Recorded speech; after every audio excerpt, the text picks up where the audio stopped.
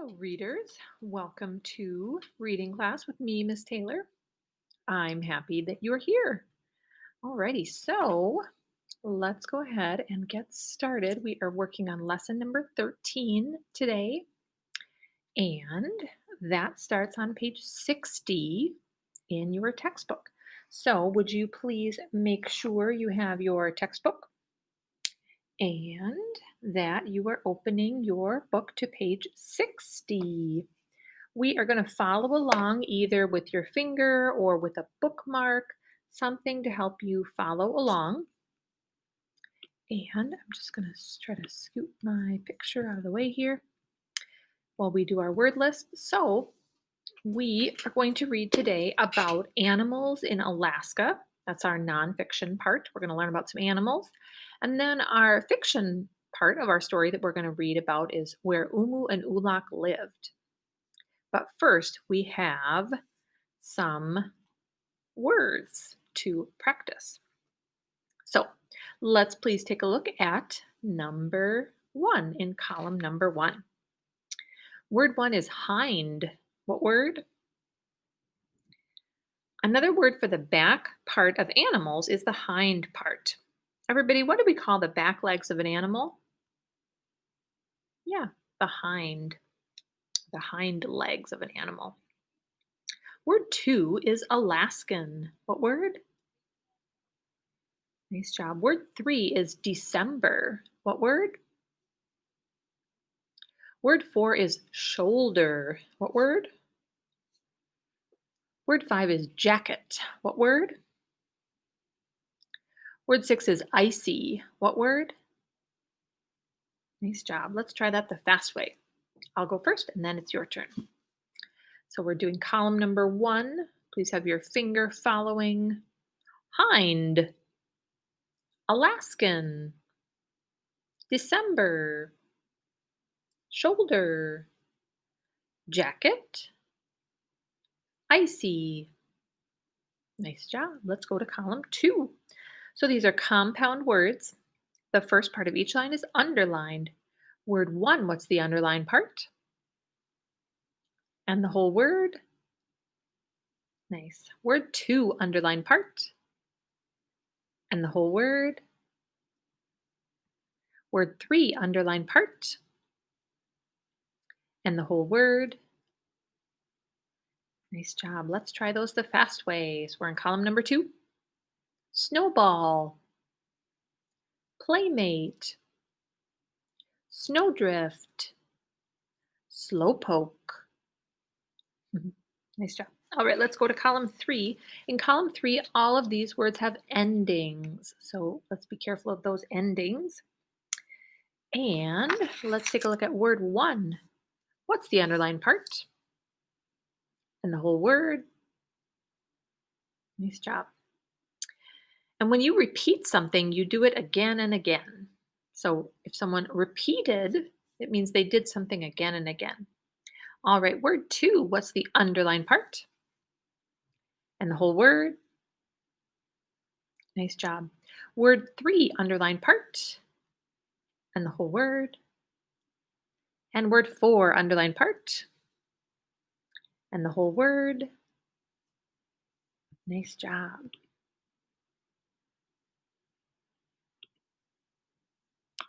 All right, let's read those again the fast way. So now we're on column three. Repeated, playful, dangerous, walruses. Nice job. All right, and let's go to column number four. And in column number four, here we have some animals. Word one, or the first words, word one, killer whale. Word two is polar bear. Word three, ice floe. Word four, ulak. Word five, march. And word six, splat. All right, let's try those the fast way. Killer whale, polar bear, ice floe, Ulak, March, Splat. All right, nice job. And column 5, word 1, what word?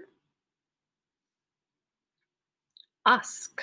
That's an interesting word, isn't it? So, Usk is the name of a polar bear that we are going to read about. Okay, that's why it has a capital U. It's the name of a polar bear. So, it must be a kind of fictional character because usually polar bears don't really have names, do they? All right, word 2, what word?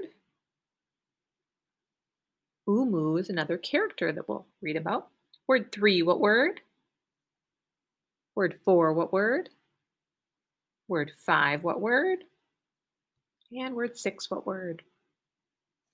Nice job. Let's try that the fast way. So now we're on column 5, word 1. Get your fingers ready in your book. Usk, umu, pebbled, February, scattered, fur. All right. So let's go ahead and find part B. So part B, let's see, I might need to scoot out of the way here. Here we go. All right. For part B, we have some animals. Okay, so we are going to read about some animals in Alaska. So now we're on page 61. Please follow along with me in your textbook. Animals in Alaska. The picture below shows some of the animals that live in Alaska. Here are the names of the animals in the picture: polar bear, elephant seal, killer whale, walrus, and wolf. Everyone, touch one of the polar bears in the picture. What color are those bears? They're white. Nice job. And you can see that polar bears can stand on their hind legs. Touch the two elephant seals. Which seal is bigger, the male elephant seal or the female elephant seal? Yeah, the male elephant seal is bigger. And they don't look very much alike, do they? They look quite different. The male elephant seal and the female elephant seal look quite different.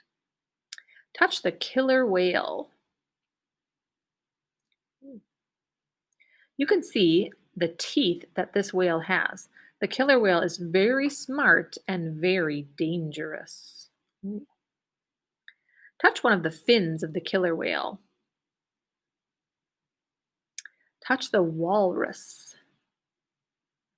So the walrus has large tusks. Those tusks are like big teeth. Touch the walrus's tusks. And now touch the wolf. The wolf has long legs so it can go through deep snow without getting stuck. But look how much smaller the wolf is than these other animals. Wow. Tell which animal in the picture is the biggest and which animal is the smallest. Hmm. So, which is the biggest? The killer whale and the smallest? The wolf. Very nice. Alrighty, let's find part C in our textbook. So now we are on to page 62 in our textbook. Here we go. On page 62, part C says where Umu and Ulak lived. Okay, so scoot me out of the picture a little bit there. There we go. So let's get ready to read either with your finger tracking or a bookmark to follow along. In the next story, you will read about Umu and Ulak. They were Eskimos who lived in Alaska. Remember, we learned before that Eskimos is a name for the native people that live in Alaska and that northern part of Canada. Pictures 1, 2, and 3 show the place where Umu and Ulak lived. Pictures 1 and 2 show what their place looked like in the spring. Picture 1 shows how that place looks if you are standing on the beach. So we can imagine we're standing on the beach. Picture 2 shows how that place looks if you are above that place looking down.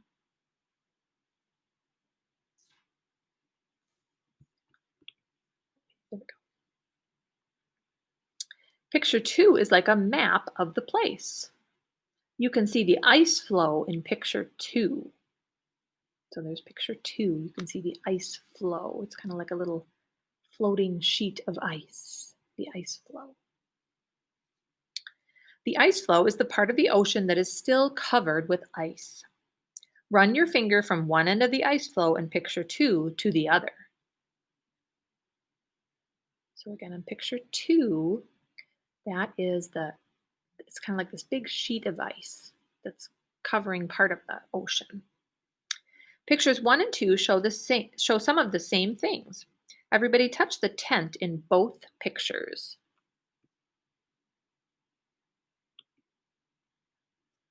So there's the tent here in picture 1, and there's the tent here in picture 2. Picture 2 doesn't show how high above the beach the tent is. Touch the path down to the beach in pictures 1 and 2. So here's the tent and here's the path down to the beach in picture 2. And if we go back to picture 1, you can kind of see the tent is kind of sitting higher up, and there's the path down to the beach.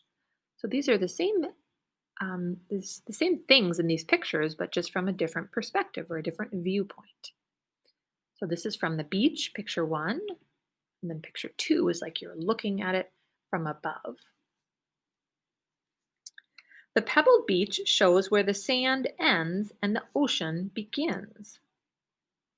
So in picture 2, the pebbled beach is the part with animals on it. Everybody run your finger from one end of the pebbled beach to the other. The beach is called a pebbled beach because it's covered with pebbles. We know that pebbles are like little small stones or rocks. Touch the path where it crosses the pebbled beach in picture 2. That would be right about here where that path actually right about there where the path crosses the beach. Now follow the path across the ice floe and out to the water. So there's the path, goes down this way and out into the water. So remember where that path goes. We'll be reading about it. Seals are on the pebbled beach, far from the tent. Everybody touch the seals in picture 2. See those seals? And the seals are these little dark colored ones right there. Those are the seals. 2 walruses are closer on the pebbled beach. Near the end of the ice floe are killer whales. Oh dear. So these bigger animals, these 2 bigger brown animals are the walruses. And then way out here, the killer whales. They're kind of at the edge of the ice floe. And again, this big sheet of ice is our ice floe. So please touch the picture or touch the 2 walruses in picture 2. Now touch the killer whales. All right, let's keep reading. The tent on top of the hill was Umu's summer home. Picture 3 shows how the same place looked at the end of summer. All right, so now we're looking at picture number 3, and look how different it looked at the end of summer.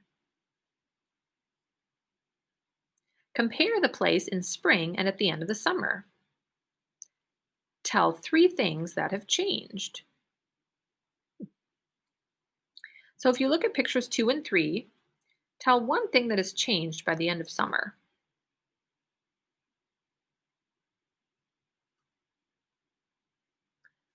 Yeah, there's not as much ice. There's still a little bit of ice. The walruses are gone. The seals are gone. The killer whales are gone. So quite a few things have changed. In summer, the seals and the walruses moved away before the water froze. The killer whales also moved away. These animals came back in the spring. Make sure you can read these words: seal, walrus, killer whale, ice floe, slope. All right, let's go to part D. Part D is our story, our fiction story for today, and it is called Umu. All right, so please find part D. We are on page 64. Page 64. Umu was an Eskimo girl who was 12 years old. Okay, so we know Umu is a girl. She's 12 years old, and she's an Eskimo. Umu had a brother named Ulak. He was 10. Hmm. So Ulak is 10, kind of the little brother, and then Umu is 12, which is kind of like the big sister. Umu and Ulak lived in Alaska near the ocean. When our story starts, Umu and Ulak are very happy. They are happy because it is April. All right, so they live in Alaska. Remember, Alaska's really far north. And they're happy because it was April. You're doing some predicting. Why would they be happy if it was April? Think about what we know about how the Earth is tilted and the different seasons that we have, and what happens to the North Pole in the wintertime, in the summertime. Let's find out. April is a very good time of the year for the Eskimos along the Alaskan coast because April is in spring. And in the spring, the days start getting longer and warmer. That makes sense why they would be happy. The days are getting longer, there's more daylight, and it's getting warmer. So they're happy because it is April, it's springtime. Ah. In the spring, you can notice the days getting longer. The days get longer because the north pole of the Earth is tilting toward the sun. As the North Pole tilts more and more toward the sun, the days get longer and longer.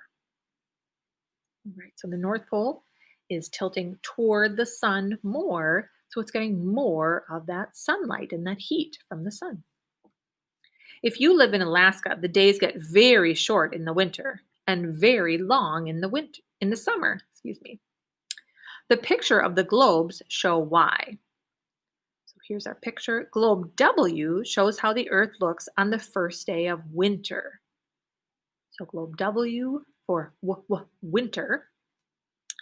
The X marks the place where Umu and Ulak live. So that X there up at the top near the North Pole is where they live. You can see it's all in shadow. It's all in darkness. Half of the Earth is dark all the time. The place where Umu and Ulak live is so close to the North Pole that it is darkness all winter long. All right, so everyone, please touch globe W.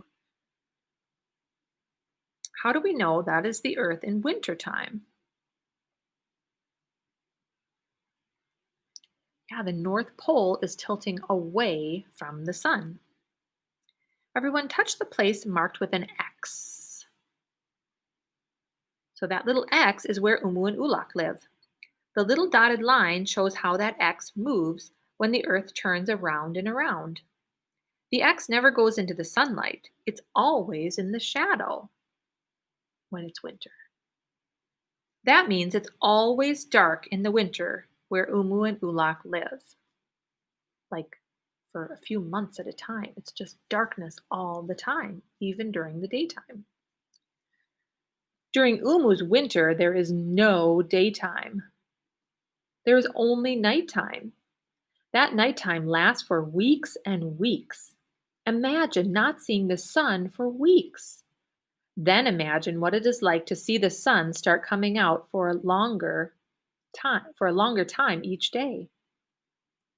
So try to imagine what that would feel like if you haven't seen the sun for weeks and weeks, and then all of a sudden you start to see daylight. I think I would be happy too. Look at globe S. It shows the Earth on the first day of summer. So everyone, please touch globe S. How do we know globe S shows the Earth during summer? Yeah, the North Pole is tilting toward the sun. And everybody touch the place where Umu lives. So very close to the North Pole, right? Is it in shadow or in sunlight? It's in sunlight. So during the summertime, there is no darkness where Umu and Ulak live. So even at night, it's still light out. So this is really kind of crazy to think about. In the summertime, it's light out the whole entire day and into the night. And on the other side, during wintertime, it's dark all the time. Whew. Let's keep reading. You can tell that globe S shows summer because the North Pole is tilting toward the sun. On the first day of summer, it doesn't get dark where Umu and Ulak live. They are so close to the North Pole that they can see the sun all the time. For weeks, there is no night, just daytime. Then the sun starts disappearing for a longer time each day. So, everyone, in which season would the sun shine all the time where Umu lives? Summer. And when the sun starts disappearing for longer times each day, what season would it be? Let's see. Winter, spring, summer, fall.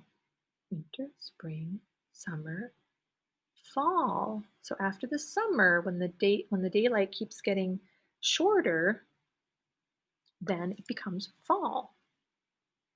Remember, in summer, the sun shines all the time where Umu and Ulak live. In winter, the sun does not shine at all.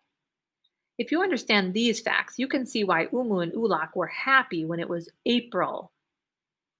I can understand why I would be pretty happy too. If you were in darkness for weeks and weeks and then it started getting brighter and warmer, people feel happier. During the months of December and January, they had not seen the sun. For the whole month of December and January, they had not seen the sun at all. During the months of February and March, the days got longer and warmer. In April, the days were getting much longer. Now the sun was shining more than 12 hours each day. Hmm. So, everyone, how long was the sun shining each day in April? More than 12 hours. All right, let's keep reading. The little flowers were starting to pop out on hills near the ocean.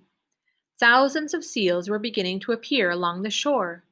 Now the days were beautiful. The sun, Umu said to herself and held her hands up. The beautiful sun. She smiled. Excuse me. She took a deep breath and smiled at Ulak. He smiled. They were standing on a hill next to the ocean. Tiny white clouds were scattered in the blue sky. The ocean was blue and gray and it looked very cold. There was still a lot of snow on the ground, but it was wet snow, the kind of snow that made good snowballs. All right. Everyone, I'm going to read that part one more time. Please close your eyes and try to get a picture of how Umu must have felt after that long, dark winter. Okay, so you're going to close your eyes and listen one more time. Try to get a picture in your mind. Try to visualize, make kind of a picture of what that might have looked like and felt like for Umu. The little flowers were starting to pop out on hills near the ocean. Thousands of seals were beginning to appear along the shore. Now the days were beautiful. The sun, Umu said to herself and held her hands up. The beautiful sun. She took a deep breath and smiled at Ulak. He smiled. They were standing on a hill next to the ocean. Tiny white clouds were scattered in the blue sky. The ocean was blue and gray and it looked very cold. There was still a lot of snow on the ground, but it was wet snow, the kind of snow that made good snowballs. All right. You can open your eyes, kind of imagining what that would feel like to see the little flowers, to see clouds and sunlight. Okay, so Umu is feeling happy and excited. Imagine the flowers blooming while there's still snow on the ground. All right, so now for today, I'm going to have you read the rest of the story to yourself. So you're going to finish up the rest of the story on your own, and then you're going to answer a couple of questions. Please read the rest of the story on your own.